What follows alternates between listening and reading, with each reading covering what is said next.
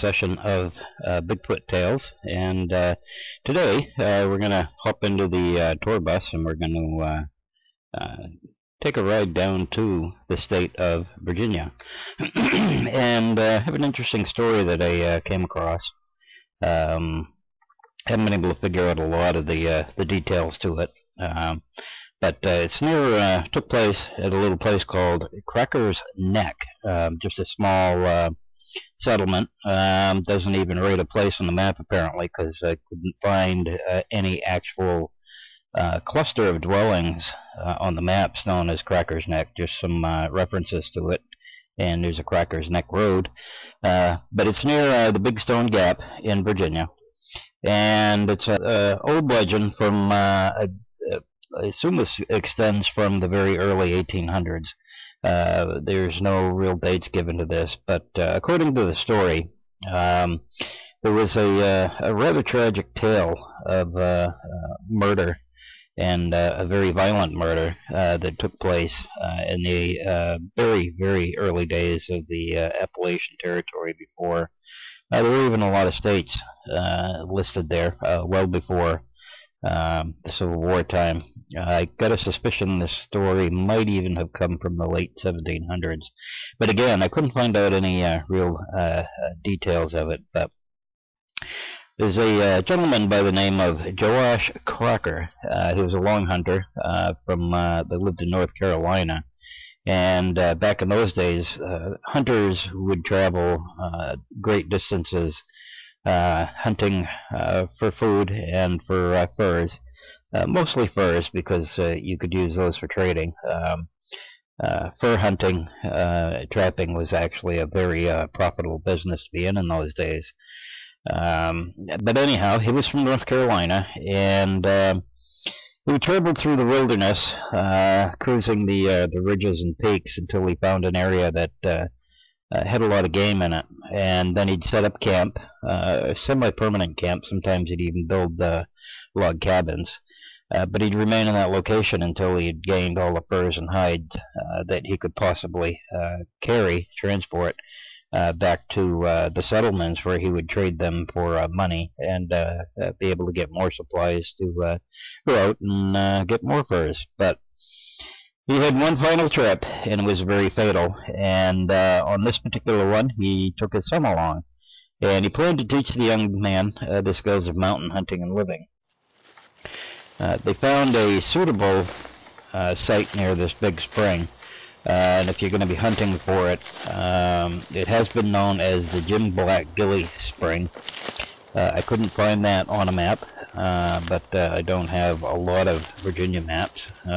No surprise, since I've never been there, and probably not going to go there, except maybe hiking sometime next year. But anyhow, to get back to the story, the Jim Black Gilly Spring is the location where the cabin was built.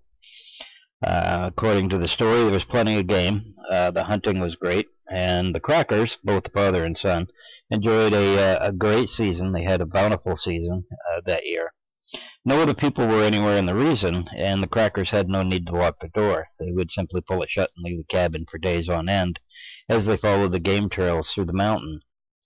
Nobody bothered their goods. Nothing disturbed the cabin's contents until one autumn day. They returned to find its contents in havoc and disarray. The foodstuffs had been broken into. Dried meat had been ripped down from its hanger hooks and taken away. Some of the furs had been maimed and torn. The hunters concluded that the bear must have been a large bear, and for a wild animal might come back again, they decided that it would be prudent for them to hunt singly, while one of them stayed at the cabin at all times to protect their positions. One day, the younger Cracker came home to find his father in a great state of agitated excitement. The elder hunter said he had heard something in the woods, some strange creature that made a weird, wailing cry all around the cabin, an eerie sound that seemed almost human in a wild sort of way. He'd never heard such a strange sound, he said, in all of his years of hunting wildlife. But try as he may, he had been unable to catch even a quick glimpse of the creature. For some days, both the men remained at home, fearful of leaving the safety of the cabin while some unknown fierce creature roamed the woods. But after a week, when no further evidence of the creature became apparent, they went back to hunting. Turnabout, as they had before, never leaving the cabin together at the same time. Through the winter, they piled up many furs, and by spring they were almost ready to travel back to the settlements to sell the prizes. One morning, as they made preparations to leave, the son decided to go out and shoot squirrels for breakfast. There was a large hickory tree some distance down the some distance down the creek, and the squirrels were thick in its branches. "I'll go shoot us a mess of squirrels while you pack things up," the lad said. "We'll have a good breakfast and then be on our way." The big hickory was about a half-mile distant, and sure enough, it was full of the little bushy-tailed creatures. In no time at all, the son had shot 6, plenty and more for a breakfast feast. Carrying his rifle in one hand and the squirrels in the other, the boy trotted back toward the cabin. Just as he drew within sight of his destination, he saw a strange, hairy man, naked as a newborn babe, running off into the distant trees, carrying something under his long, hairy arm. With horror, the son realized that the object was his father's head. Yeah, that must have been quite a sight, huh? But to get back to the story, young Cracker dropped the squirrels and fell to his knee. He lifted his rifle and fired. The shot went true, and the hairy man fell dead in his tracks. Running toward the creature, young Cracker came across one of his father's legs. It had been ripped from his body at the hip with a tremendous force, a strength far beyond mere human capacity. The elder Cracker's torso lay a bit further on, and the head and neck had been twisted from it with that same superhuman power. Young Cracker buried his father's torn body near the cabin. At first, he feared to even touch the strange hairy creature brought down by his shot, but at last he dragged the huge body to a nearby ditch and covered it with dirt and rocks. The hairy man was tall, much taller than any man young Cracker had ever seen, and was muscular with a thick chest. He had large feet, too big for any shoes or moccasins then made. He was certainly no Indian, nor was he any sort of man nor nationality that the youth had ever seen or heard about. After the burials, the young man decided to leave early the following morning. He spent a restless day making preparations for the long trip home. As darkness fell, he began to hear the rustle of leaves in the forest and the sense of movement around the cabin. During the night, strange shrieks and wails pierced the air with terrifying regularity. Toward dawning, the sound stopped, and when young Cracker ventured outside, he immediately saw that the hairy man's body had been removed from the shallow grave in the ditch and carried away. Quickly, he picked up his supplies and his gun and only took what he could carry on his back, and taking only his pa's prized rifle along with his own, he left that terrible place and traveled back to the distant settlements of North Carolina, never to return. Young Cracker often told the tale of his father's murder and the strange hairy man who used such superhuman strength to kill him. "Pa risked his neck to go on them hunts, and I did too," he said. "I ain't going back in them wilds again as long as I live." Settlers who moved from this area into the new Appalachian lands near today's Big Stone Gap remembered and found the decay in the hunters had built. They remembered young Cracker's comment about how his pa had risked his neck for the wilderness treks, and named the area Cracker's Neck, in memory of that long hunter whose blood had first darkened the fertile soil. Cracker's grave was never found, however, and neither was any burial site of the strange hairy man, who had savagely killed his victim. There was speculation that the murderer may have been an ape, escaped from some distant settlement, gone back to the wild in the mountains. But if the old tales are true, as we suspect they are, the strange, huge, hairy man may well have been what is now known as a Sasquatch or a Bigfoot, that fabled beast that some say yet roams the earth, wild and primeval, a missing link from the known chain of evolution, or a near-extinct species that somehow had managed to survive in a rapidly expanding modern world. Is a Sasquatch buried at Cracker's Neck, is the question the story asks. Perhaps someday archaeologists may there uncover the near-human bones of a huge biped primate, Genesis Sacahavas, and prove that the ancient story arose from fact, and that Bigfoot did indeed once roam the forest of Big Stone Gap.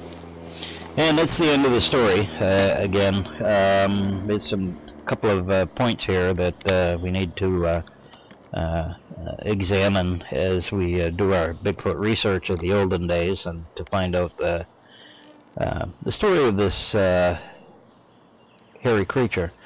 The writer of this story asks, is Sasquatch buried at Cracker's Neck? And of course the answer to that has to be no, because according to the story, something or someone dug up the murdered Sasquatch and carried it off.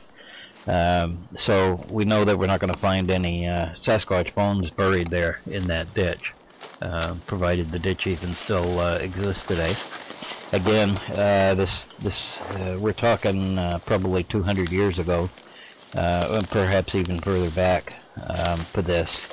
The fact that they were called long hunters indicates that they had muskets, which would have been at the very latest a third of the way through the 19th century, probably not any later than around 1840. This occurred, maybe 1850. It's hard to tell. But in those days, the Virginia area and a lot of that region had been growing in population quite a bit. But rifles came into being on a popular basis there more towards 1850. So those people that had old long hunter guns, you know, the people that were trapping and hunting for business would certainly have changed from a long gun to a rifle, mostly because it's a lot more economical. It's easier to operate. You can harvest a lot more furs. So based upon some of the facts of the story, we're looking at approximately a 200-year-old story here. And as you see on some of the scenes on the video here in the background, you can see where this area is. It's very mountainous. It's very wooded. So it's certainly possible that Sasquatch might have been roaming the area as well. But again, that's another story. This one's from Virginia. So if you're in that area and you want to do some Bigfoot research, check out your local history books, your local historical societies, and old newspapers for stories about Sasquatch sightings and reports from those days that would not have been Sasquatch or Bigfoot, but a wild hairy man. Again, I want to stress that up until the turn of the century there in the early 1900s, these wild men were always, without exception, considered to be human. And in my next story, I'm actually going to have a little piece about an early Bigfoot hoax. You know, Rick Dyer is not an original hoaxer. Neither was any of these other people that try to put things across as being a Bigfoot.